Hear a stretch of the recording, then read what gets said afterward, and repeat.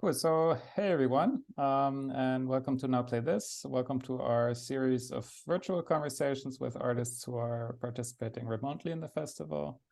I'm super happy to sit down today here with ambient and internet artist Chia Amisola, who created We Are Only Moving Towards Each Other, which is one of the works that's part of our exhibition this year. Hey Chia, how are you? I'm good. Thank you for having me. Cool. And hey also to Nick Murray, Now Play This producer, who will be exploring the work in their browser. Nick, feel free to jump in into the conversation anytime, or Chia, if you want Nick to press something, just say maybe, hey, could you explore here or something. Cool. So let's start. Great. Maybe Chia, you could just start by just introducing yourself and talk a little bit about kind of how you see your practice, or what kind of the shape of that is. Yeah, I've been using those kind of ambiguous labels of being an internet ambient artist. This is like a newly articulated definition as I've been trying to just wrap my head around the web-based work that I've been working on over the past maybe decade or so. Um, Decade is also kind of contentious because I don't know, I have been essentially just making personal websites, community spaces for me and my friends. Since I was growing up and living in the Philippines, I've been using the web space as essentially a place where I could discover my own identity and create gathering spaces where the physical spaces we had were a bit more oppressive and were a bit more dangerous for us to enter. Um, So I would like to define my practice as the making of website specific art and the exploration of world making on the web and what it means to make spaces, systems, tools, and infrastructure to enable people to dwell with one another more in a more caring ways for communal care. But also for in ways in which we can make tools for people to essentially shape the spaces that they need online. And I'd like to imagine these works and websites and tools that I create in pursuit of imagining a world where creation, especially with the web and its weird physical digital divides and whatnot, as synonymous with liberation. Wow. Yeah, that's really interesting. I think we'll get back to kind of the more broader approach to the internet, or your kind of vision for it. But maybe it's good to look a little bit to get into it at the work that we have as part of the exhibition, also so people get a feel for what we're talking about, and then we can go back into those broader questions. I think that'd be great. So yeah, what was the impulse for you to sit down and make We Are Only Moving Towards Each Other? Was there a specific moment or a specific theme that you wanted to touch upon with it? What was kind of starting point for you? Yeah, for sure. This, like many of the browser-based works I've been working on over the past few years, have essentially been taking the form of little microsites and vignettes that function as love letters to my friends and family. I'm really immigrating, I guess, in the US after studying here, and navigating my close relationship to home, which has always kind of been online, has just made me realize that in my free time, I've ended up trying to take the form of telling my friends stories and narratives and just things that are kind of harder to express on the platforms I have now, and trying to gather and coalesce these thoughts to little art pieces, or I call this piece of love letter. Um, that essentially serves as that. Um, so we were only moving towards each other. It's literally I had what I called a violently tender dream one night Mhm. where I just realized how much I missed home and missed the mundanity of things. Just very strange thoughts that had surfaced as a way of trying to place these feelings, I guess, of longing and loneliness and isolation for the kind of mundane parts of daily witnessing and presence that you kind of lose. when most gestures of like presence and visibility online are kind of like performative or overly visible. So you can see that I use browser windows in the piece to kind of like just bring people through like scenes of parties and like parks or grocery stores, trying to recenter experience there. I use also a lot of like browser windows and the kind of obsolete or maybe not obsolete, but maybe inefficient window Mm-hmm. open kind of JavaScript function. I wanted to know this piece to not just like live inside one browser window in the way that many like other web-based works are, but rather to like intervene and intrude on the entire like device and machine in which someone accesses the piece. So Yeah, you can and gives see that you there's you can see that there's a ton of pop-ups that Nick will have to deal with. yeah, and to me it's also great because it's really a very special invitation to play, right? Like all these windows are kind of a thing that you can move around, that you can make larger, that you can kind of organize in your own way. So like this gesture is like to me a really nice invitation also, like to like make something of your own, out of the material that you're giving, like a person who's looking at it. And I also really like what you said about thinking of it as a love letter, like this idea of very old school idea of sending someone a URL and then something happens. I think sometimes maybe we forget that. Um, so is this like moment of sending the URL something that you think about, or like the moment of discovery of a piece somehow, or Yeah, for sure. It's nice because like I mean, colloquially on the internet, we equate things like sending Spotify playlists as like love letters and whatnot. I think this functions similarly, but um, I like making these kind of handcrafted websites that are not entirely like performant or optimized and are kind of use these like antiquated like functions that you don't normally see when you browse the web as a way of like trying to emphasize on the materiality of the piece mm, and just like the gesture and like the labor that took to craft it.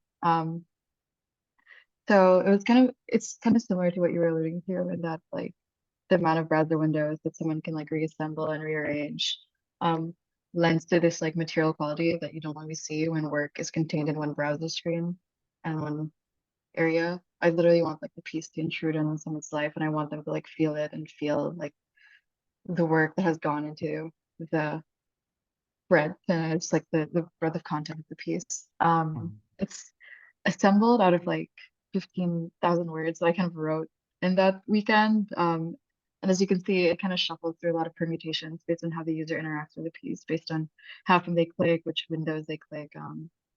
Um, they can rearrange it and reassemble it to make their own messages and words and reinterpret my piece, which also um, came from me thinking about how a lot of like what is the loss of communication and what is also the generative part of communicating over the web. Like we always think of the dissonance in between what we say and how our digital mediums like support it. But I also think that there's something like uniquely generative that the medium of the web affords. So I want people to feel that in their engagement with the piece and in mm. all that. Yeah. Yeah, and it's really like you say, this kind of taking over of the browser, like is to me really central part of this experience also, like from I don't know if people are like noticing all the different parts where text is also moving, or like in the headlines and in tooltips. I don't know. I'm sure there's like tons of other browser features that you've kind of taken over there. Yeah.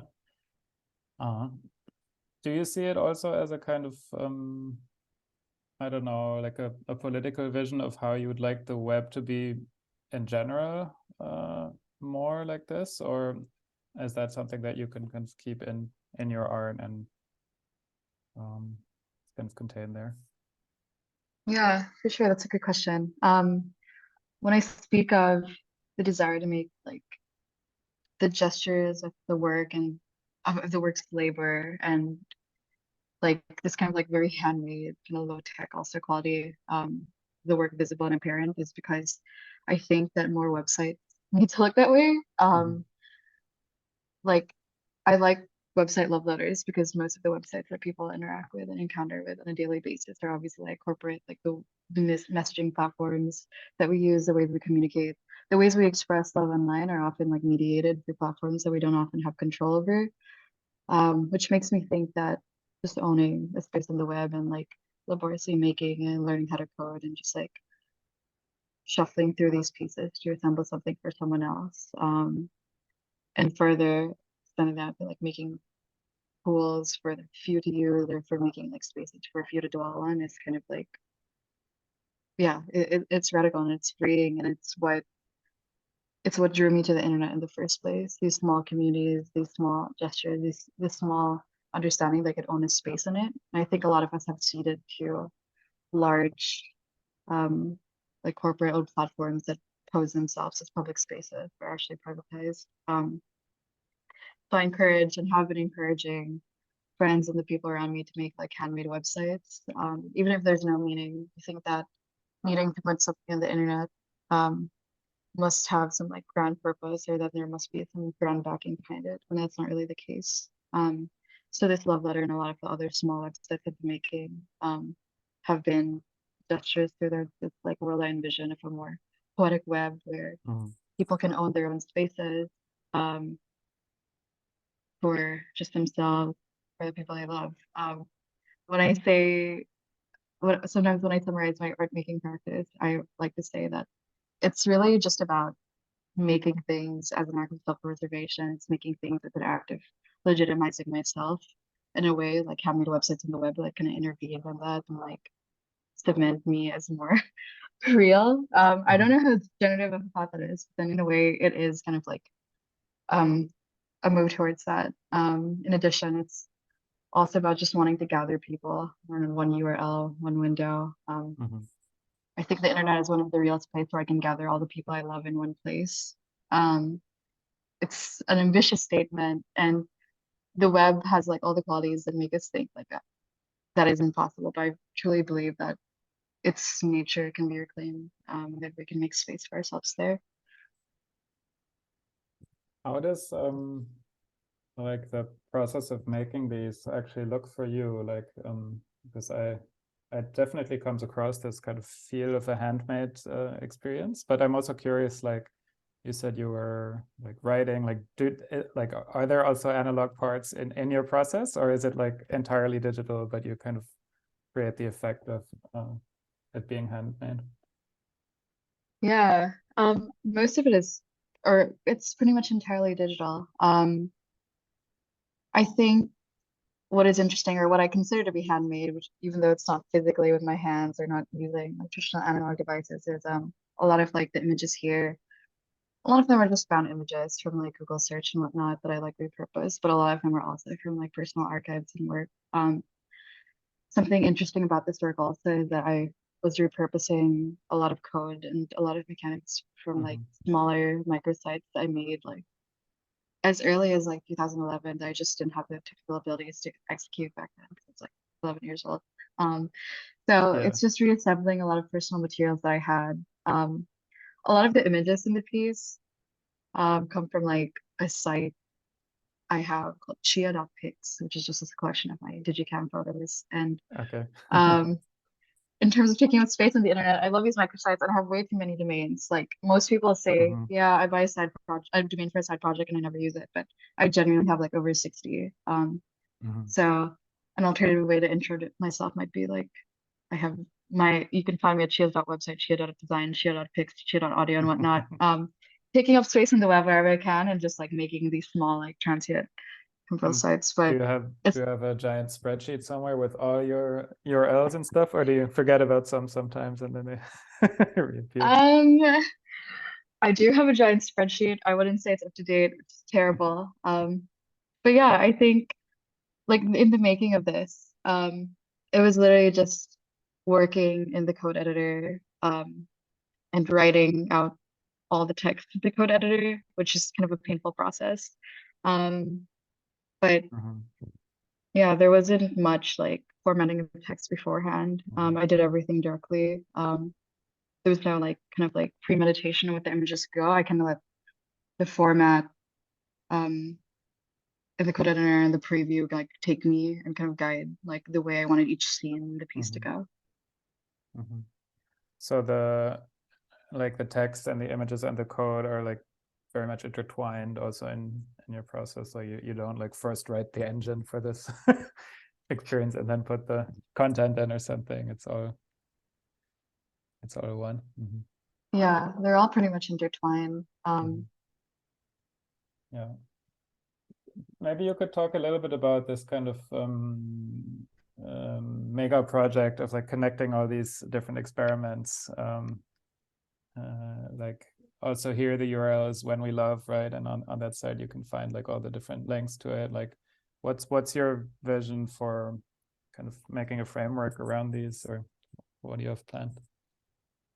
Yeah, we are only moving to each other as one piece out of this larger project that I'm working on called When We Love. And it's kind of shorthand is When We Love slash moving. As you can see here, but um, it's essentially an effort to consolidate, unify, make a grander narrative out of all of these like microsites that I've been making that kind of investigate different expressions of love in the internet, and gathering on the internet and memory on the web.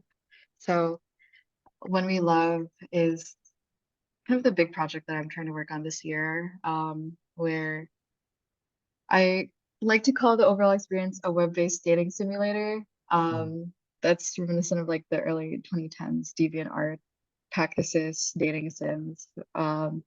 Which is also like a recall to like late 2010s when like femmes were running the web with like the handmade sites with pixel art icons and whatever that has kind of like dissipated now that coding has been a lot obfuscated. Mhm.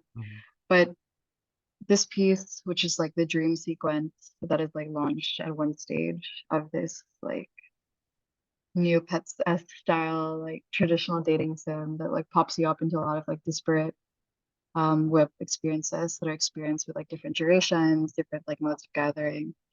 Our intents to like first dwell on how we're already like expressing love um online and like kind of intrude on people's ways of being in the way that this intrudes like on the presence machine. Yeah, it's I wanted to make a game that didn't feel like a game and is more like something that you live with. Um, I think that's also my intent with the vision I have for the internet. I don't think that the solution to like reclaiming the web and making it like a softer and more like expressive space is done only through making small sanctuaries, which have always existed, but rather than emphasizing our ways of being and our behavior online. So while this is a more like concentrated kind of linear narrative, especially compared to other pieces, which include things like a study I have called like When We Love Gazing, which is like a nighttime gathering that is only launchable in the browser. Um, like when the stars are out in the user's Mhm. local time, where people send out wishes and read out like hundreds of like little stories that other people have left. Um, and other pieces are just like collections of YouTube comments. And in this larger piece, these segments are kind of like launched like when the user is at the park or when the user is on the computer in this game, on the computer in my game. So they're also all individually launched like this piece, kind of like distinctly. But then you can kind of slowly encounter the other pieces Mhm. through Yeah, this main piece. like the one with the YouTube comments is really nice. Also, I recommend like for people to have a look at that as well. Definitely. What struck me there was really this, I don't know, like just the like to me it's like a reminder that there's real people writing these comments, or like they have real emotions somehow. Like it's just maybe you can explain for people who haven't seen it like how it works. I mean, it's very simple, but it's really cool. Yeah. And it's so funny because all of these pieces like literally kind of spawned frantically over the past year. Like The Sound of Love, which is the YouTube comment piece. I made like Valentine's Day just last year, where I just took like a bunch of love songs that I was browsing that I was through on YouTube, and then I always just find myself scrolling down in the comment section, so I compiled and curated like a good amount of them and created this website that instead like recenters the comment and then kind of like puts the music as a secondary thing.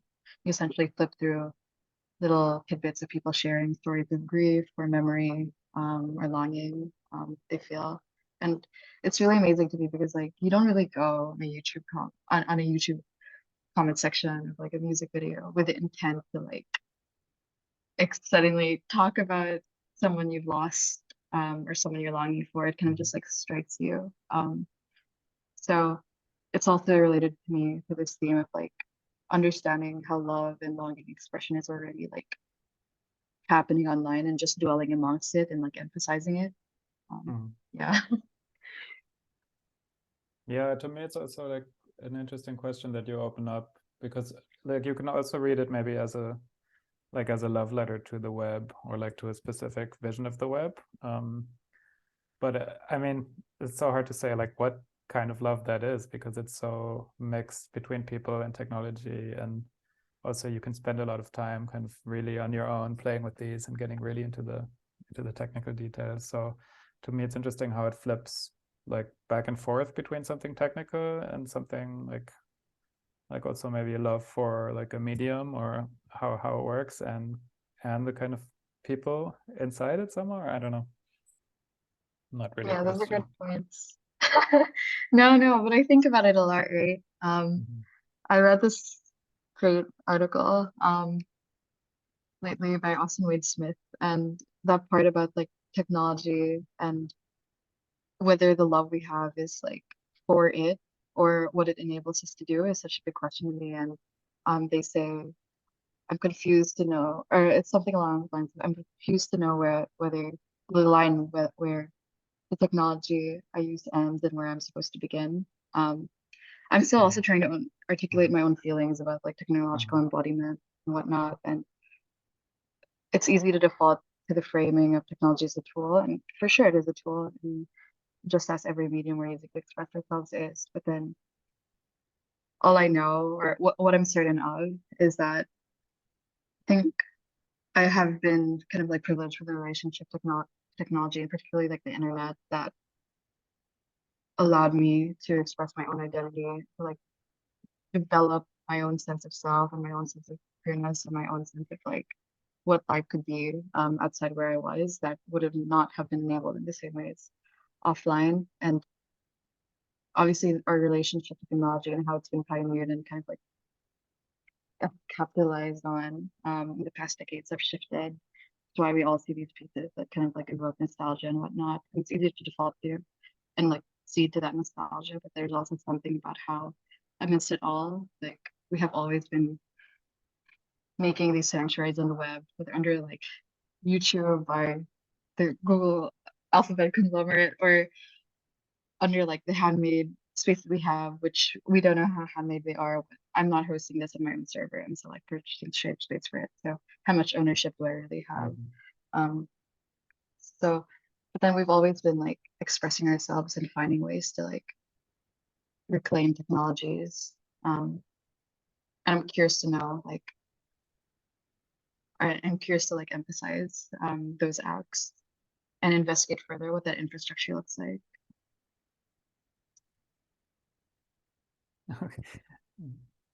Yeah, good. Nick, you arrived at a question. I think it's asking you to write something.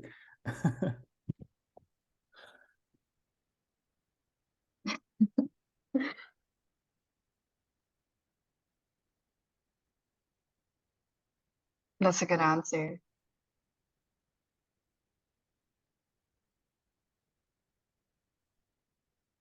I like that there's always like, it really makes you also look at these warning labels, right? Like prevent this page from creating additional dialogues. Like it's constantly also like offering to limit itself somehow.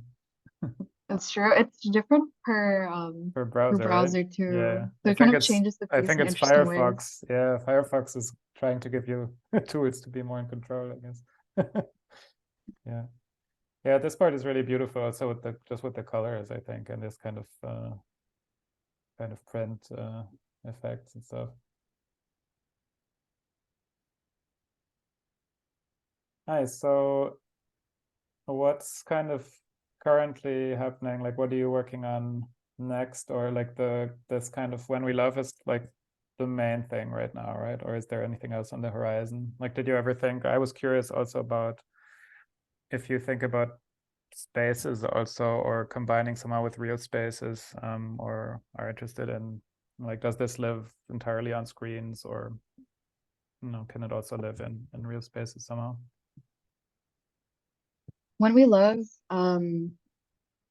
with its like goal of dwelling on people's ways of being, mostly lives on the URL, but I'm also investigating like these offline expressions and like digital offline divide that I would trying to eventually argue doesn't really exist. Kind of equates to the equation of embodiment, not Mhm. knowing where the technology we have ends up in. So there's going to be some projects that I'm working on, like some print works, hoping to figure out ways to like present this and install it, Mhm. um, and get more like a lot of like the pieces for this, for One That We Love as a larger project are kind of like crowdsourced. I mean, collaboratively from like the YouTube comments, which I have curated to things that people submit directly. So I'm excited to build on more of that. Um, Aside from When We Love, a lot of my practice lately has also been extending to, of course, like web making. I work my day job as a product designer, so I make design and like creative tools, and have lately been exploring more ways to like directly subvert like those tools and Mhm. for their intended purposes of like Mhm. making of prototyping apps or something to move them towards like more poetic forms of expression, which has been interesting. A lot of my work has also been about just gathering. I want to reduce it and simplify that too, but extending it to like teaching, posting programming and making archives about the web. I'm so drawn to the whole internet as a medium because again, it has been the way I explored my identity, and so much of myself, I think, has only been kind of found through the internet. Just crazy to me. That so much of like my own history is only through the artifacts I have recovered of myself, and we know how fragile like digital storage and memory is, and the issue of us seeding to the cloud, and not knowing like the labor and infrastructure that's behind that. So, um, my interest in ambience has mostly been in relation to that, investigating what we kind of render as invisible, what are the defaults of the web, what do we foreground and what do we place in the background, and how do we make like the humanity behind these tools and spaces more legible. I guess my main pursuits related to that are I work with this community of Filipino technologists that I've been running since like Mhm. 2016.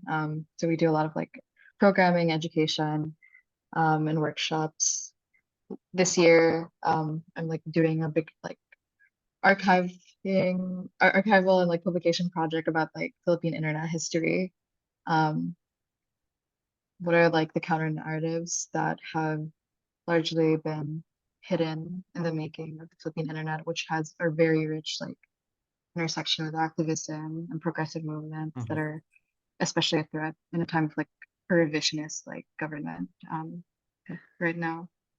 Um, and also just continuing to like help people make stools and spaces, from like handmade sites like We're Only Moving Towards Each Other to just helping people like understand themselves and preserve themselves and understand their relationships with the web. Um, Yeah, amazing. So we will try to yeah, list at least some of those uh, 200 URLs in the description here. It's really, really impressive, kind of wide-ranging, interesting work. So thanks so much for talking with us a little bit about it. Yeah, if you're watching it on YouTube right now, just find links below. If you're in the exhibition right now, head on over to the river rooms and play some of it. And you can, I think you can play also some of the projects on your own device, right? Yeah. Nice. Nick, do you have any discoveries that you want to share while diving in? Like you keep on finding new things. Yeah, sure. I mean, well, first off, just thank you so much, Chia, for talking with us while playing. I hadn't got this far before in playing, and actually, I find this to be quite a moving experience. It kind of feels like um, it's like a step towards this kind of utopian dreaming of what kind of playful writing and playful reading can be like in kind of joining in the middle. Which is just kind of feels really nice when going through this to feel quite connected to the way you've kind of created and kind of put it all together and presented it in a way that I can then kind of dabble with as well. I was really struck by the phrase technological embodiment that you brought on as well. Like it's a kind of really kind of significant kind of phrase to have in mind while going through this. So I realize the other thing I have in mind while playing is like a real tension because I don't know how many browser windows I can have open before everything crashes. But I think that feels like a nice part of the piece too, that there is like this underlying tension to life, I guess. I've noticed you on the verge of crashing. Yeah. Yeah, I'm probably going to just keep going after this conversation and just flow through to I guess the kind of natural endpoint. It's really lovely. Very hypnotic also to watch you play with that name. Yeah. Nice. Cool. Well, let's leave it there. Thanks so much again. And very curious to see some of your next projects and where this all leads. So thanks, everyone. And yeah, see you around at the festival. Thank you for having me. Sure. Ciao.